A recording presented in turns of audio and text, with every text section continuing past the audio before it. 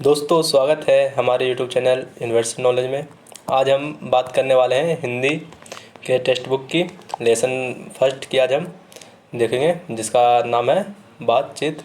Lesson first के बारे में। तो इसके जो लेखक हैं, इनके लेखक का नाम है बालचित के लेखक का नाम है बालकृष्ण भट्ट। तो बालकृष्ण भट्ट का जन्म 23 जून 1844 ईस्वी को और मृत्यु 20 जुलाई 1914 को हुई थी। जन्म इनका 23 जून 1844 और मृत्यु 20 जुलाई 1914 को है।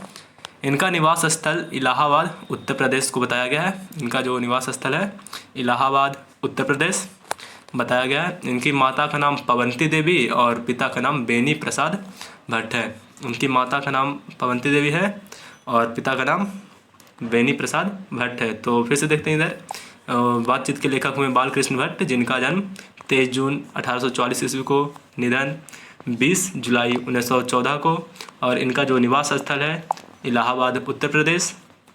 इनकी माता का नाम पवंती देवी और पिता का नाम बेनी प्रसाद भट्ट है। अब हम चलते हैं बालकृष्ण भट्ट की रचनाओं के ऊपर चलते हैं। इनका कौन कौन से रचनाएं हैं, क्या क्या लिखे हैं। तो सबसे पहला आता है इनका, देखते हैं उपन्यास के बारे में, देखते हैं कौन कौन से उपन्यास लिखे हैं।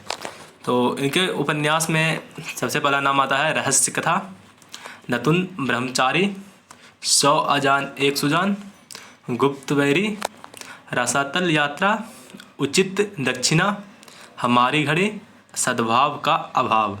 तो इसमें मैं 3 को कहूँगा, 3 को आप याद रखें, ध्यान दें, एग्जाम में 3 पूछ सकते हैं। एक है सद्भाव का अभाव, 100 अजान एक सुजान, और तीसरा नतुन ब्रह्मचारी। तो तीनों को ध्यान दें, फिर से देखते हैं तीनों को। नतुन ब्रह्मचारी, 100 अजान एक सुजान, सद्भाव का अभाव। अब इनके हम अगले रचना की ओर बढ़ते हैं, जो नाटक है। नाटक में इनके बढ़ते हैं, कौन कौन से नाटक की रचना की है इन्होंने। तो पहला है पद्मवती, किरातर अर्जुनीय, वेणी संहार, शिशुपाल वध, नल दमयंती, शिक्षादान, सीता वनवास, मेघनाथ वध, 2 दूरदेशी, इंग्लैंडेश्वरी और भारत जननी, एक रोगी और एक वैद्य, रेल का विकट खेल, बाल विवाह। तो आप इसमें मुख्य रूप से रेल का विकट खेल और एक रोगी एक वैद्य, ये दोनों को आप ध्यान दें, ये दोनों पूछ सकते हैं एग्जाम में। तो रेल का विकट खेल के नाटक में है रेल का विकट खेल, एक रोगी एक वैद्य, और ऊपर मैंने कहा था उपन्यास में जो था, जो सद्भाव का अभाव, 100 अजान एक सुजान और नतुन ब्रह्मचारी। तो इधर नाटक में फिर से देखते हैं एक रोगी एक वैद्य और रेल का विकट खेल। अब इनके एक और रचने की ओर बढ़ते हैं आगे। तो अगला इनका रचना है जो प्रहंस है। प्रहंस मतलब कॉमेडी टाइप का स्टोरी होता है, जो छोटा स्टोरी होता है बच्चों का, कॉमेडी टाइप का, वो होता है प्रहंस। तो इन्होंने 3 मुख्य रूप से यहाँ पे दी गई है, तीनों यहाँ पे इंपॉर्टेंट है। जैसा काम वैसा परिणाम, नई रोशनी का विष, अचर विडम्बना। फिर से देखते हैं, अचर विडम्बना, नई रोशनी का विष और जैसा काम वैसा परिणाम, प्रहसन में आता है इनका। अब इनके अगले रचने की ओर बढ़ते हैं, निबंध। तो इन्होंने लगभग 1000 निबंध की रचना की है। टोटल जो इनका निबंध है लगभग 1000 बताया गया है बुक में। और इनका जो निबंध का जो टोटल संग्रह है, निबंध का जो संग्रह बताया गया है, उसको एक बुक में लिखा गया सभी को, जिसे भट्ट निबंध माला के नाम से जाना जाता है। तो एग्जाम में पूछ सकता है भट्ट निबंध माला क्या है।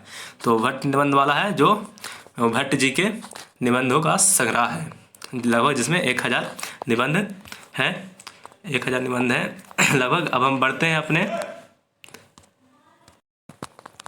जैसा कि मैंने बताया उन्होंने 1000 लगभग निबंध लिखे थे। तो उनका निबंध का संग्रह था जो भट्ट निबंध माला था। तो 1000 निबंध में से ये हमारा जो अध्याय है बातचीत, हमारा जो इधर अध्याय है बातचीत, उन्हीं में से एक है ललित निबंध। ये भी है एक निबंध ही है एक प्रकार का।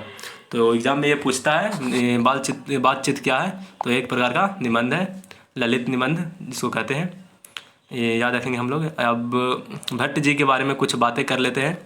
तो भट्ट जी थे जो भारतेंदु युग के कवि थे।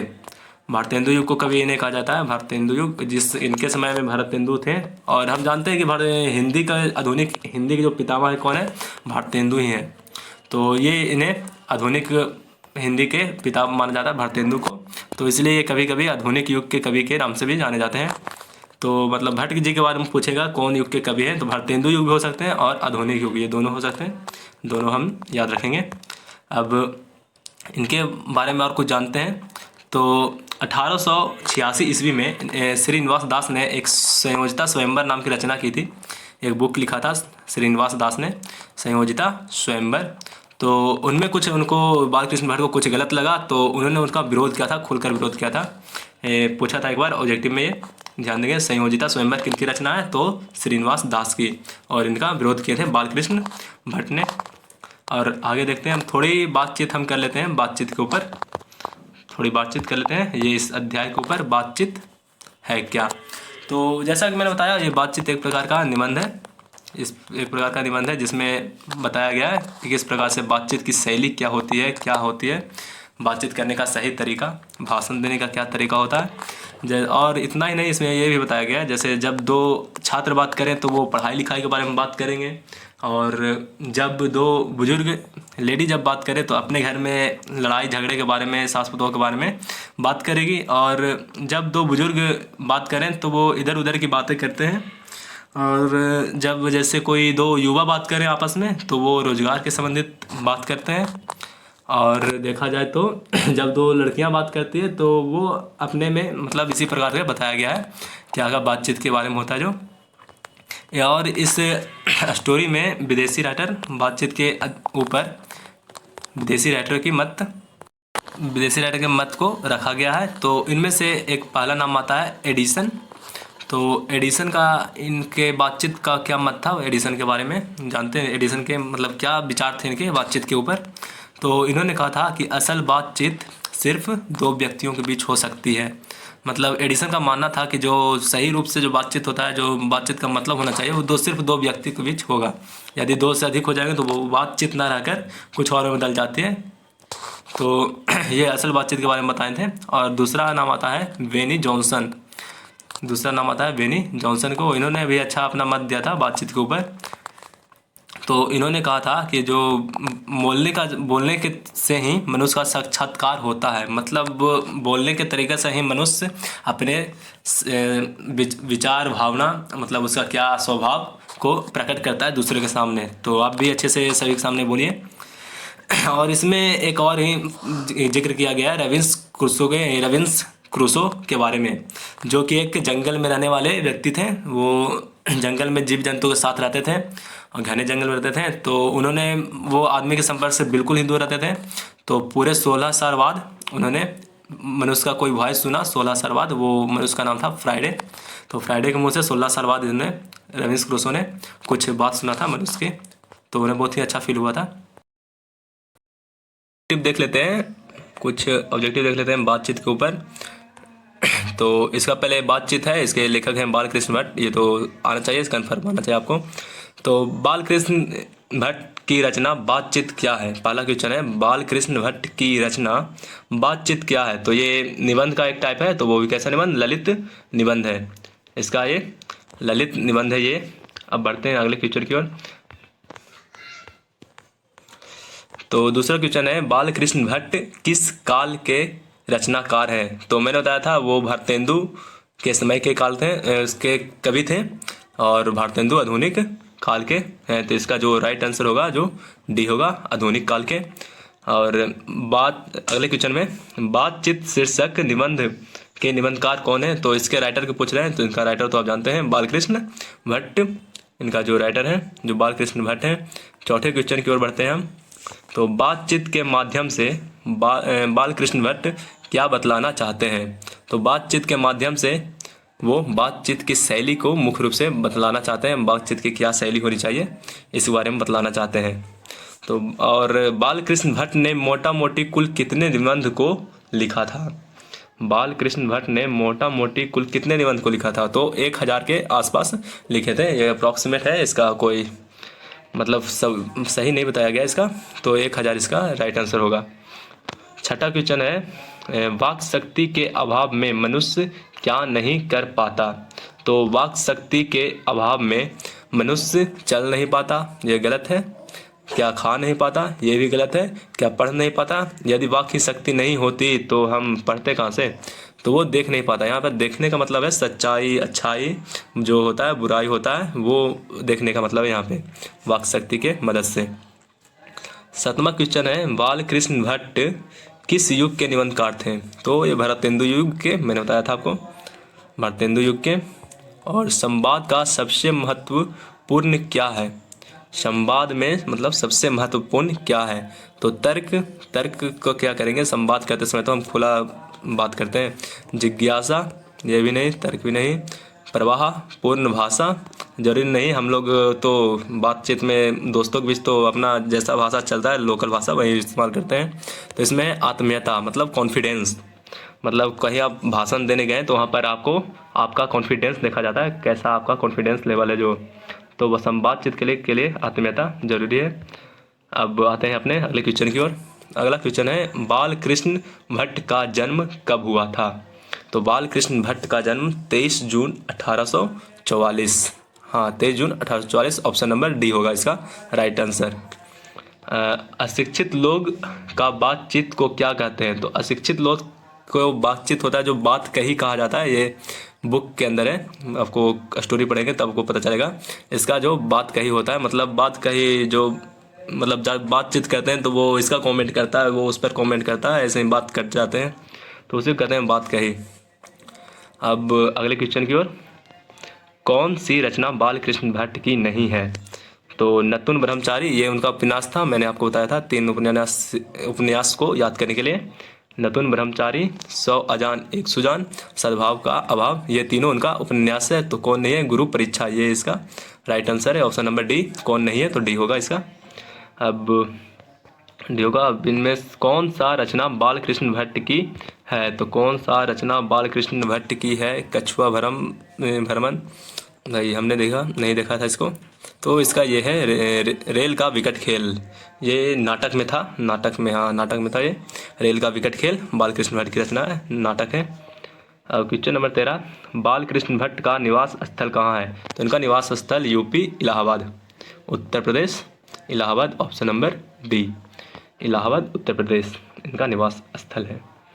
14 है, अवाक की शक्ति के अनेक फायदों में वाक शक्ति के अनेक फायदों में कौन दो हैं, तो वाक शक्ति के 2 फायदे में बकबक एवं भाषण, ये नहीं होगा। श्रवण एवं स्पर्श, श्रवण मतलब तो सुनना होता है, वाक शक्ति में तो ये आएगा नहीं। घृणा एवं दृष्टि, तो घृणा वाक शक्ति से नहीं रिलेटेड, इसका राइट आंसर बी है, स्पीच या वक्तृता एवं बातचीत। यहाँ पर वक्तृता का मतलब ये भाषण देने की शैली है, वक्तृता को कहा जाता है।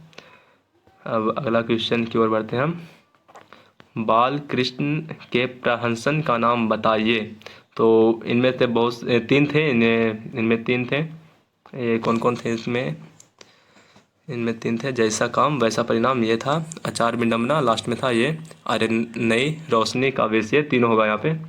यहाँ पर ध्यान दें, जब कोई ऑब्जेक्टिव क्वेश्चन में जब इनमें से तीनों होना तो 90% चांस है कि ये तीनों मतलब होगा। अब अगला क्वेश्चन में, बाल कृष्ण भट्ट ने कौन सी मानसिक पत्रिका निकाली थी, तो उन्होंने ये हिंदी प्रदीप नामक मानसिक पत्रिका निकाली थी, हिंदी प्रदीप। तो बाल कृष्ण भट्ट ने कौन सी मानसिक पत्र निकाला था, मानसिक पत्र, तो हिंदी प्रदीप नाम का। और ये 17 नंबर क्वेश्चन है, संयोजिता स्वयंवर किसकी रचना है, तो ये श्रीनिवास दास की, मैंने बताया था लास्ट में, ये श्रीनिवास जिनका ये विरोध किए थे बालकृष्ण भट्ट ने 1886 ईस्वी शायद। और क्वेश्चन नंबर 18, मनुष्य के बातचीत का उत्तम तरीका क्या है, तो मनुष्य के बातचीत का जो उत्तम तरीका बाल कृष्ण भट्ट ने बताया है, अवाक्य होकर अपने से बातचीत करना, मतलब साइलेंस, मतलब शांत होकर अपने बातचीत को दूसरे के सामने रखना, ये उन्होंने बातचीत का सबसे उत्तम माध्यम बताया था। ये बुक पढ़ेंगे तो पता चलेगा। अब 19 क्वेश्चन नंबर 19 में आते हैं हम। क्वेश्चन नंबर 19 में, भट्ट जी को किसने अंग्रेजी साहित्य के एडिशन एवं स्टील की श्रेणी में रखा, तो बाल कृष्ण भट्ट जी को किसने अंग्रेजी साहित्य के एडिशन एवं स्टील की श्रेणी में रखा? तो इनके जो थे ये रामचंद्र शुक्ल, इन्होंने रखा था इनको, रामचंद्र शुक्ल ने। क्वेश्चन नंबर 20 में देखते हैं, रॉबिन्स क्रूसो ने 16 वर्ष के उपरांत किसके मुख से एक बात सुनी? तो ये फ्राइडे, मैंने बताया था आपको लास्ट में, फ्राइडे था जो गूंगा था शायद, वो 16 वर्ष के आयु में उनके वर्ष के बाद मतलब बोला था। रॉबिन क्रूसो ने उनका 16 वर्ष के बाद सुना था, भावुक हो गए थे वो। अब क्वेश्चन नंबर 21, अनेक प्रकार की शक्तियों जो वरदान की भांति ईश्वर ने मनुष्य को दी है उनमें से एक है। तो जैसा कि लेसन का नाम है बातचीत, तो इसका तो वाक्य शक्ति होगा इसका राइट आंसर। क्वेश्चन नंबर 22 में देखते हैं, एडिसन का मत क्या था? तो एडिसन ने कहा था असल बातचीत सिर्फ दो व्यक्तियों के बीच हो सकती है। इसमें कौन सा ऑप्शन है? असल बातचीत सिर्फ दो व्यक्ति, यहाँ पे 3 है, ये गलत हो गया। ये बी नंबर ऑप्शन है। सी और डी क्या है? झूठी बातचीत 4 व्यक्तियों के बीच नहीं, सच्ची बातचीत 5 नहीं, ये इसका आंसर बी होगा। असल बातचीत सिर्फ 2 व्यक्तियों के बीच हो सकती है। क्वेश्चन नंबर 23 में पहुँचते हैं हम। तो वेन जॉनसन ने क्या कहा था? तो वेन जॉनसन ने कहा था बोलने से ही मनुष्य के रूप का साक्षात होता है। तो यहाँ पे इसका ए आंसर होगा, मतलब बोलने से ही मनुष्य के सभी चरित्र भाव का बारे में पता चल जाता है, ए इसका ऑप्शन। और 20 में कौन सा उपन्यास बालकृष्ण ने नहीं लिखा था? तो इनका देखते हैं। तो ए नंबर में देखते हैं नतुन ब्रह्मचारी, ये इस पर कहा था ध्यान देने के लिए, ये है, इसमें सभी होगा। इसमें रसतल यात्रा, ये तो बी में था, ऑप्शन नंबर बी।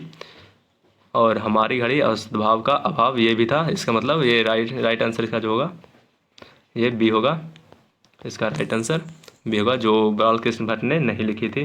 तो थैंक यू। इस प्रकार से ख़त्म होता है हमारा आज का हिंदी का ऑब्जेक्टिव का लेसन फर्स्ट का क्वेश्चन। तो जिन लोगों ने लाइक नहीं किया लाइक कर दें, सब्सक्राइब नहीं किया सब्सक्राइब कर दें, और अपने दोस्तों के पास ज़्यादा शेयर करें ताकि हम भी, मेरे को भी मोटिवेशन मिले कुछ और भी वीडियो बनाने का। तो बाय बाय, टेक केयर।